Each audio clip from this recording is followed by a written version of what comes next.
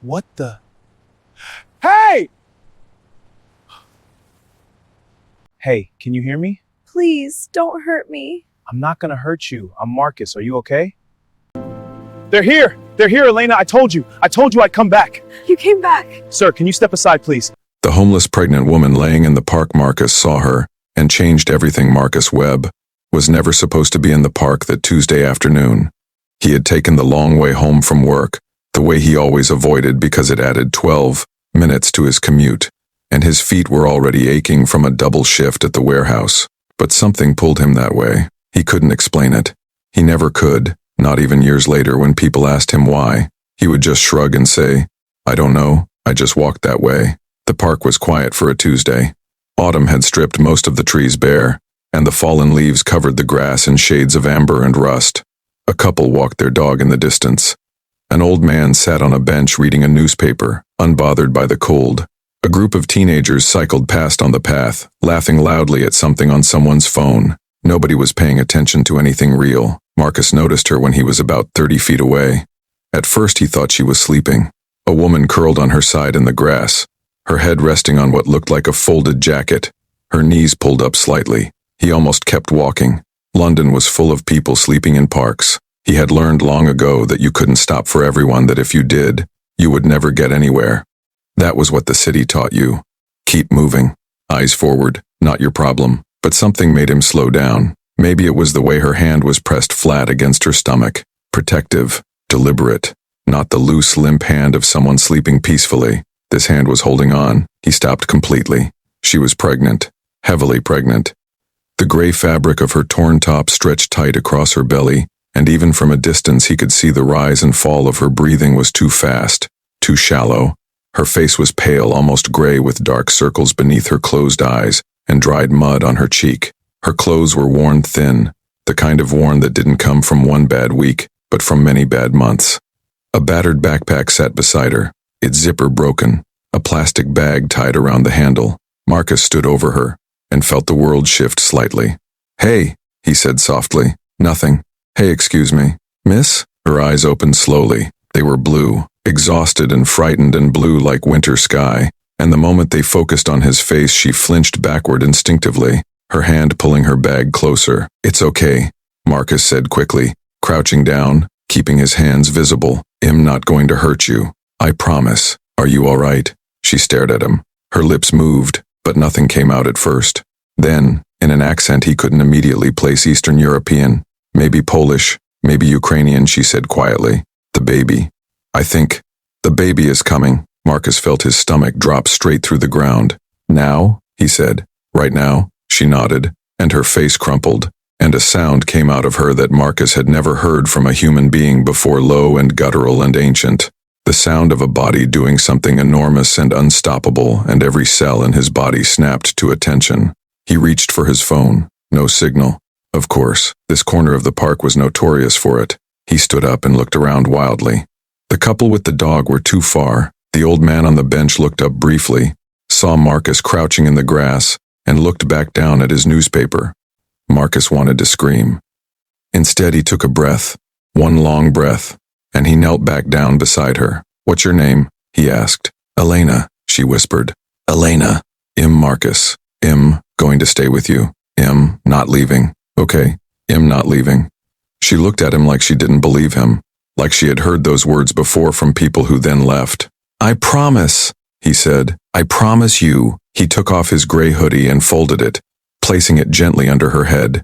Then he stood and ran to the park gate where he knew the signal would return. He called 999, gave the location, described the situation in short, urgent sentences. The operator told him the ambulance was 11 minutes away and walked him through what to watch for, what to do, what to say to keep Elena calm. 11 minutes. He ran back. She was still there, still breathing, still holding her stomach with both hands now, her jaw clenched against another wave of pain. When she saw him coming back across the grass toward her, something in her face changed, something unlocked. "You came back," she said. "I told you," he said, kneeling beside her again. "I told you I would." He held her hand. It was cold and small in his, and she gripped him with surprising strength every time the pain came. He talked to her about nothing, about everything, about the ambulance that was coming, about how she was doing so well, about how strong she was. He didn't know if she understood all of it. It didn't matter. The sound of a calm voice mattered. The warmth of a hand that didn't let go mattered. 11 minutes felt like 11 years. When the paramedics finally came running across the grass with their kits and their radios crackling, Elena still hadn't let go of Marcus' hand. One of the paramedics gently tried to move him aside and she gripped tighter, her eyes finding his with a panic that said, "Please don't go." "Can I stay?" Marcus asked the paramedic.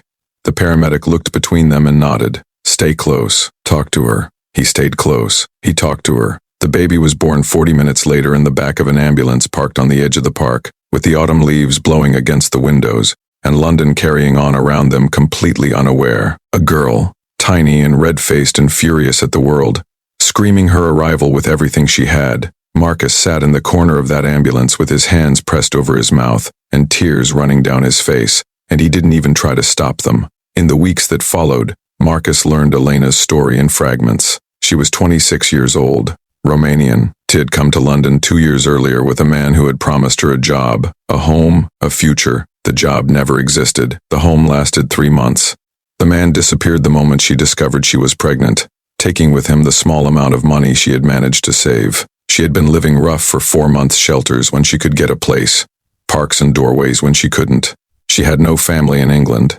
Her family back in Romania did not know where she was. She had been invisible. Marcus didn't let her stay invisible. He was not a wealthy man. He lived alone in a 2-bedroom flat in Lewisham that he had been meaning to redecorate for 3 years.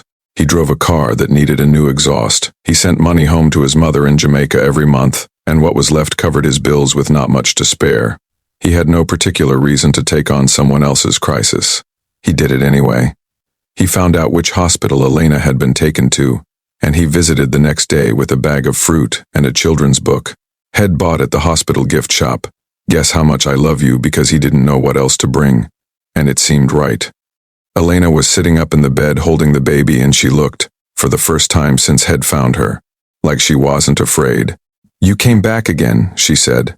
"I keep doing that," he said. He sat with her for 2 hours. He met the baby dark-haired, pink-cheeked, peaceful now, in a way she hadn't been in that ambulance. Elena said she was going to name her Mara. Marcus said it was a beautiful name. He meant it. He came back the next day. And the day after that, when the hospital began talking about discharge and Elena had nowhere to discharge to, Marcus spoke to his landlord. He cleared out his spare room. He borrowed a cot from a colleague at work whose kids had outgrown it. He put a lock on the spare room door so Elena would feel safe, and he wrote his phone number on a piece of paper and stuck it to the fridge, and told her she could call him for anything, at any time, and he would come. People thought he was crazy. His friends said so. His sister called him 3 times in 1 week to tell him he was making a mistake, that he didn't know this woman, that he was putting himself at risk, that it wasn't his responsibility. "I know," he told her each time. "I know it's not my responsibility." He did it anyway.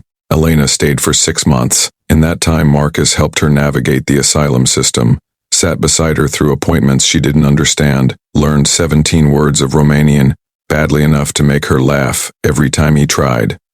She found work eventually part-time at a bakery whose owner asked no difficult questions and paid fairly. She started a language class on Tuesday evenings. She called her mother in Romania for the first time in 2 years, and Marcus sat in the kitchen with the door half open, listening to a conversation he couldn't understand, but could feel, the sound of a daughter coming home across a phone line.